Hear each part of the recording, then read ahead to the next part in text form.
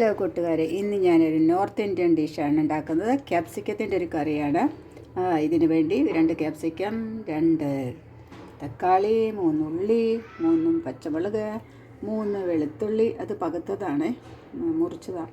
പിന്നെ ഒരു കഷ്ണം ഇഞ്ചി, 3-4 കഷ്ണം കൊപ്രയുടെ കഷ്ണങ്ങൾ, പിന്നെ 4 വറ്റൽമുളക്, 2 ക്യാപ്സിക്കം, പിന്നെ ഇതിന് വേണ്ടി കടല, പിന്നെ നമ്മുടെ തൈര്. ഇത്രയും സാധനങ്ങളാണ് ഇതിന് വേണ്ടി വേണ്ടത്. അപ്പം നമുക്ക് ഉണ്ടാക്കാനായി തുടങ്ങാം. അപ്പോൾ നമുക്ക് ചട്ടി അടുപ്പത്ത് വെച്ച്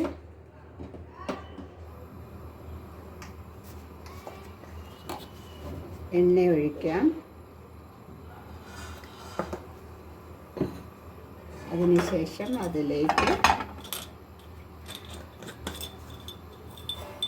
കുറച്ച് ജീരകം,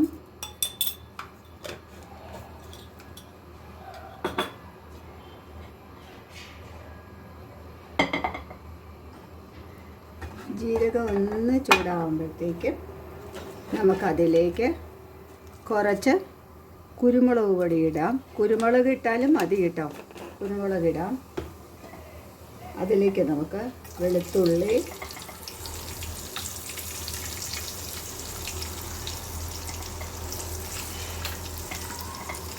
പച്ചമുളക്,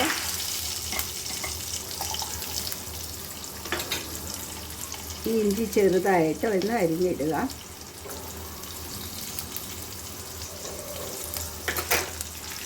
ഇതൊന്ന് നോക്കണം, സിമ്മാക്കി വയ്ക്കുക. ഇതൊന്ന് മൂത്തതിന് ശേഷം നമുക്കിതിലേക്ക് കൊപ്ര ഇടുക.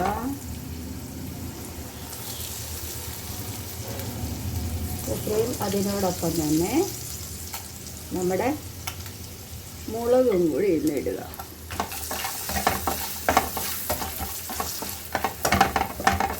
ഇതൊന്ന് മൂത്തതിന് ശേഷം നമുക്കിതിലേക്ക് ഒന്ന് ചെറുതായി മൂത്തു, അതിലേക്ക് നമുക്ക് നമ്മുടെ കപ്പലണ്ടി ഇടാം.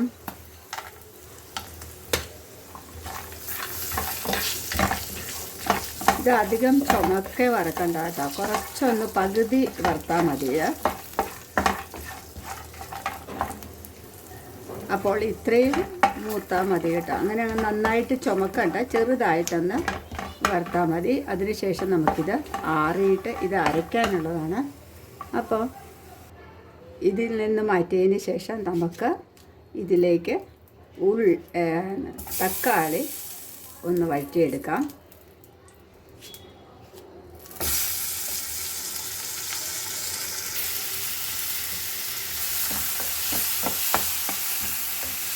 ഞാൻ സിമ്മിലാണ് തക്കാളി വഴറ്റി, വേറെ എണ്ണ ഒഴിച്ചില്ല.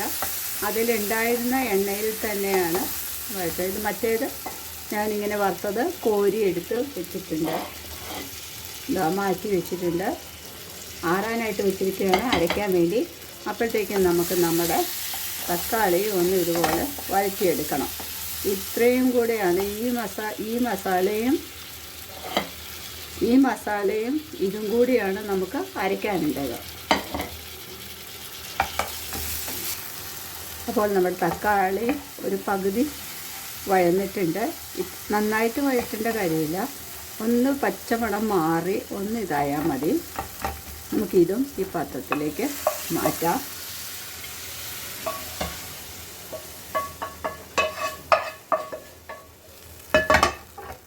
ഇതിന് ശേഷം നമുക്കിതിലേക്ക് ഉള്ളി ഇടാം.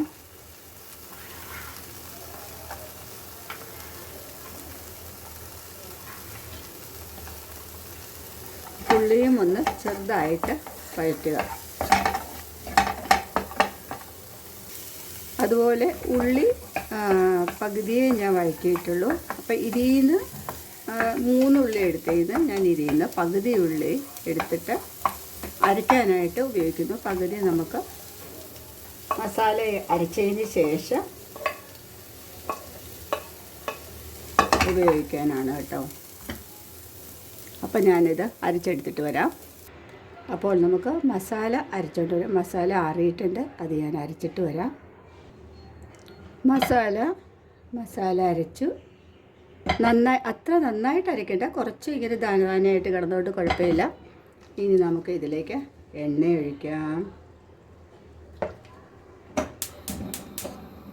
ഫ്ലെയിം ഓൺ ചെയ്യാം. പിന്നെ ഇതിലേക്ക് നമുക്ക് ഈ ക്യാപ്സിക്കം ഞാൻ അരിഞ്ഞ് വെച്ചിട്ടുണ്ട്, 2 ക്യാപ്സിക്കം, അത് നമുക്ക് ഇതിലേക്കിടാം. എന്നിട്ട് ഇതൊന്ന് നമുക്ക് വറുത്തെടുക്കണം. വറുത്തെടുക്കുക എന്ന് പറഞ്ഞാൽ അത്ര നന്നായിട്ട് വറുക്കണ്ട,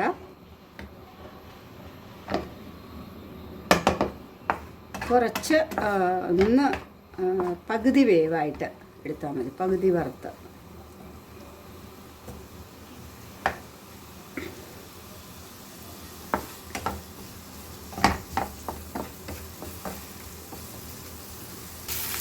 കുറച്ചൊന്ന് വഴഞ്ഞിട്ടുണ്ട്.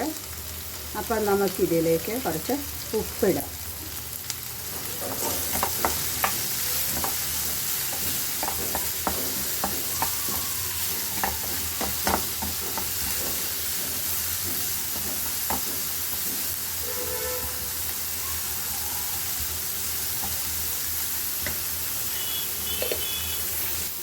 അപ്പോൾ ക്യാപ്സിക്കം ഒരുമാതിരി വഴഞ്ഞിട്ടുണ്ട്.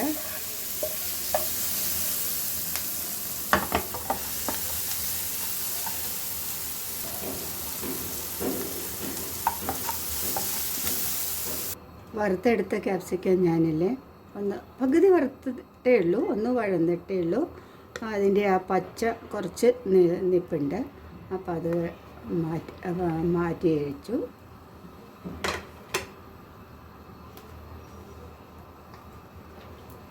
അതിനുശേഷം നമുക്ക് കുറച്ചുകൂടി എണ്ണ ഒഴിക്കാം. എണ്ണ ഒഴിച്ചിട്ട് പകുതി ഞാൻ മാറ്റി വെച്ചിരുന്ന ഉള്ളിയില്ലേ അത് നമുക്കിതിലേക്കിടാം.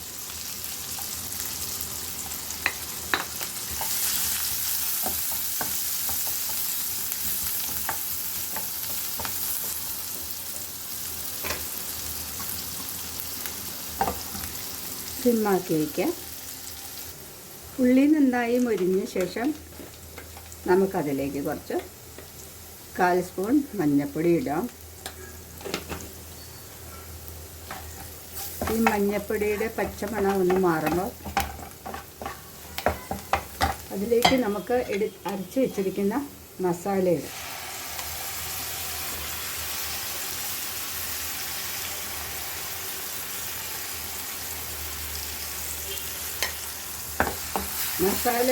മസാലയൊന്ന് വഴറ്റുക. നന്നായിട്ട് മസാല വഴറ്റണം. എണ്ണ വേണമെങ്കിൽ കുറച്ചുകൂടെ ഒഴിക്കാം, വേണ്ടാത്തവർക്ക് ഒഴിക്കണ്ട. ഉള്ള എണ്ണയിൽ നമുക്ക് നന്നായിട്ട് ഇതൊന്ന് മസാലയൊന്ന് വഴറ്റിയെടുക്കുക. ഒന്ന് പച്ചമണം മാറിയിട്ടുണ്ട്. അപ്പം നമുക്ക് ഇതൊന്ന് അടച്ച് വെച്ച് മസാലയൊന്ന് നന്നായിട്ട് വേവിക്കാം. മസാല നന്നായിട്ട് അതിൻ്റെ ആ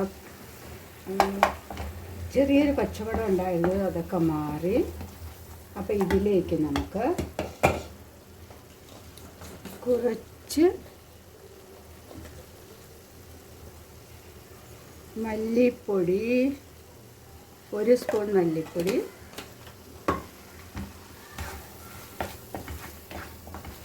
അതിട്ട് ഒന്നിളക്കി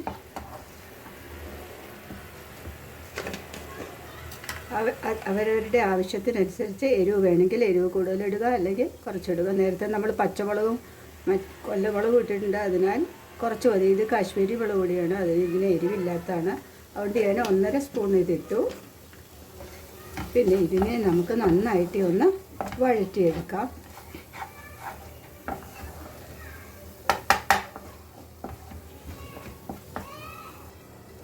ഇതിലേക്ക് അടച്ചു വെച്ചിരുന്ന ഞാൻ ഒന്ന് മസാല ഒന്നുകൂടെ വേവാൻ വേണ്ടിയിട്ട്. അപ്പം ഇപ്പോൾ ഒരുമാതിരിയൊക്കെ മസാല വെന്തിട്ടുണ്ട്. അപ്പോൾ ഇതിലേക്ക് ഞാൻ മട്ടർ മസാലയുടെ കുറച്ച് ഇടുവാണ്, ഒരു മസാലയ്ക്ക് ഒരു ടേസ്റ്റായിട്ട്. അതായത് സുഹാനയുടെ മട്ടർ പനീർ മസാല.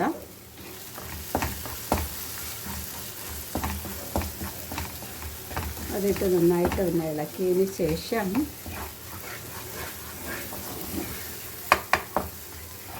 നമുക്കിതിലേക്ക് കുറച്ച് വെള്ളം ഒഴിക്കാം.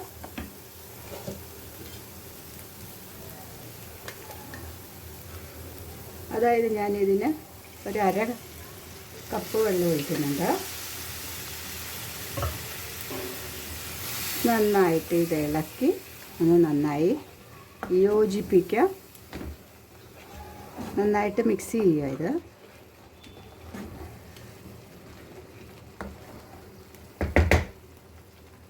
ഇത് നമുക്കൊന്ന് വേവാനായിട്ട് വീണ്ടും അടച്ചു വയ്ക്കുക. അപ്പം നമുക്ക് മസാല എന്തോന്ന് നോക്കാം. അപ്പം എണ്ണ തെളിഞ്ഞിട്ടുണ്ട്. ഞാൻ ആദ്യം ഒഴിച്ച എണ്ണയേ ഉള്ളൂ, വേറെ എണ്ണ ഒഴിച്ചിട്ടില്ല.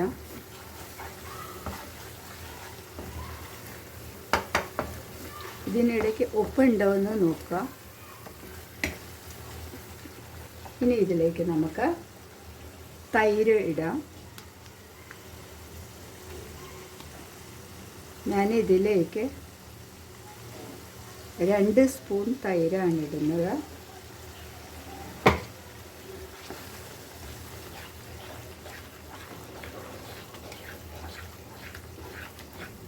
തൈരിട്ട് ഇത് നന്നായിട്ടൊന്ന് യോജിപ്പിക്കുക.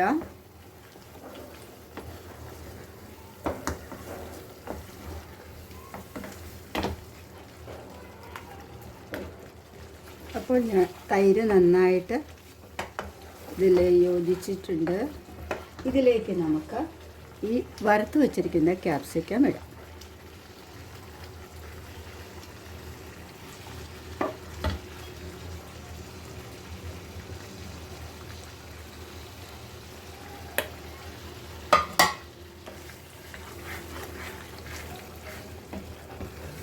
ഇതിലേക്ക് കസ്തൂരി മേത്തി ഉണ്ടെങ്കിൽ ഇടാം കേട്ടോ. എൻ്റെ കയ്യിൽ കസ്തൂരി മേത്തി ഇല്ല. അതിനാൽ ഞാൻ ഉണക്കി വെച്ചിരിക്കുന്ന മല്ലിയിലയാണ് ഇടാൻ പോകുന്നത്. അതിന് നമുക്ക് തീ ഓഫ് ചെയ്യാം.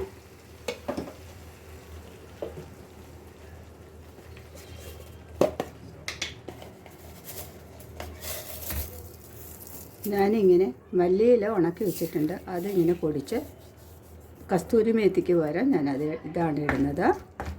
അപ്പം നിങ്ങൾക്ക് ഇതിൽ പിന്നെ മല്ലിയിലയും വേറെ ഇടാം, കസ്തൂരി മേത്തിയും ഇട്ടാൽ അതിൻ്റെ ടേസ്റ്റ് ഒന്ന് വേറെ തന്നെയാണ്. അങ്ങനെ നമ്മുടെ ക്യാപ്സിക്കം മസാലക്കറി റെഡി ആയിട്ടുണ്ട്.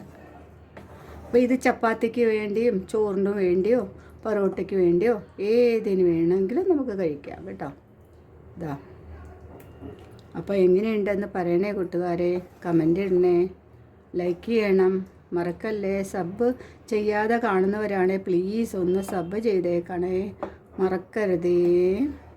അപ്പോൾ ഇതൊന്നും ഉണ്ടാക്കി നോക്കിയിട്ട് നിങ്ങൾ കമൻ്റ് ഇടുക. അപ്പോൾ അടുത്ത വീഡിയോയിൽ കാണുവരെ ക്യാപ്സിക്കത്തിൻ്റെ കറി റെഡിയായി. ഞാനൊരു നാടൻ ലുക്ക് വരാൻ വേണ്ടിയിട്ട് ഞാൻ എന്ത് ചെയ്തു, ശകലം കരിവേപ്പില അതിൻ്റെ മുകളിൽ വെച്ചിട്ടുണ്ട്. അപ്പോൾ എങ്ങനെയുണ്ട് പറയണേ കൂട്ടുകാരെ, മറക്കല്ലേ.